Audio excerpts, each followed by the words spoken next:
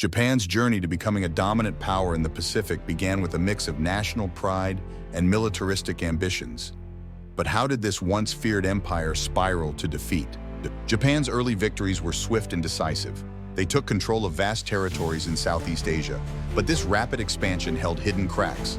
Tropical diseases and harsh conditions plagued Japanese troops. Overextended supply lines made sustaining the war effort increasingly difficult.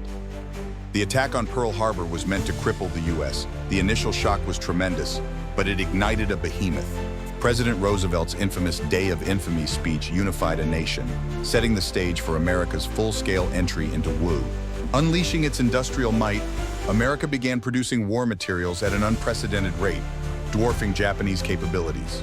Japan initially had superior aircraft like the Zero fighter, but soon American technology and tactics caught up, shifting the balance. The advent of bombers like the B-29 Superfortress allowed the U.S. to reach the Japanese mainland, bringing the war to Japan's doorstep. The Battle of Midway was a turning point. U.S. codebreakers anticipated the attack, leading to a devastating Japanese defeat. American codebreakers played a crucial role. By intercepting and deciphering Japanese messages, they gained critical advantages. Japanese forces faced fierce resistance from local populations in Indonesia, the Philippines, and particularly China, stretching their military thinner.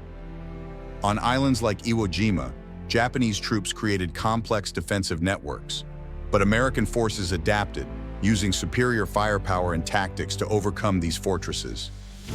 Coordination among Allied leaders like Roosevelt and Churchill ensured a unified and resourceful strategy against the Axis powers. Morale among Japanese troops began to crumble. Prolonged battles and brutal conditions took a heavy toll on soldiers' spirits and combat effectiveness. The desperation of Japan's situation was epitomized by kamikaze attacks. As the war dragged on, these suicide missions became more frequent.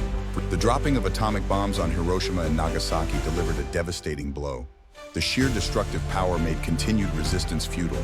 The impacts were catastrophic. Cities leveled and thousands of lives lost. The reality of atomic warfare signaled an unbearable future.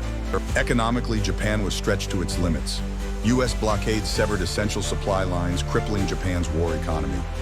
Facing inevitable defeat, Emperor Hirohito broke tradition and directly addressed the nation, announcing Japan's surrender.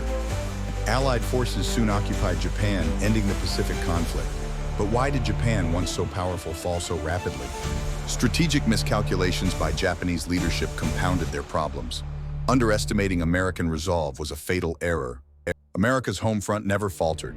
The economic and industrial boom not only sustained the war effort, but redefined global power dynamics.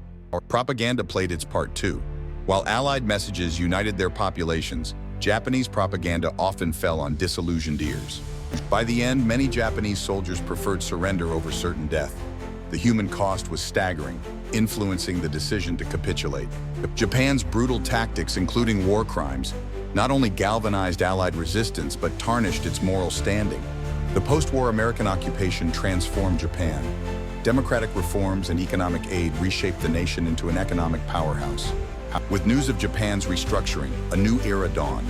Society began to rebuild from the ashes of war under Allied supervision.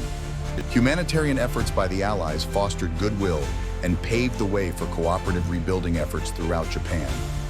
In the decades following the war, Japan experienced a cultural and economic renaissance. Remember the lessons learned from a failed militaristic approach. Japan's wartime defeat ultimately led to a journey of remarkable transformation, illustrating how a nation can rise anew from the shadows of its past. Have these lessons truly been learned? Or could history repeat itself?